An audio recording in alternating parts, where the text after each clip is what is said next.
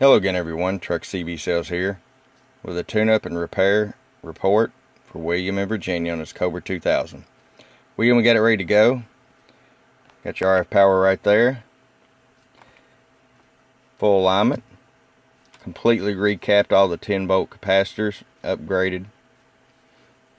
Fixed the frequency counter.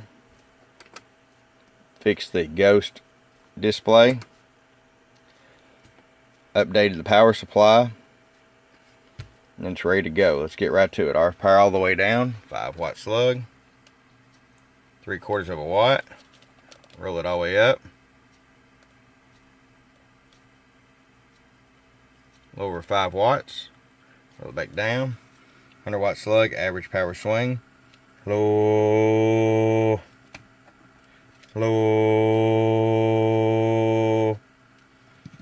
8 bird, peak power, low, 16 peak. Alright William, it's ready to come back to Virginia. I hope you enjoy. From your friend Truck at truckcbsales@gmail.com. Bump bump.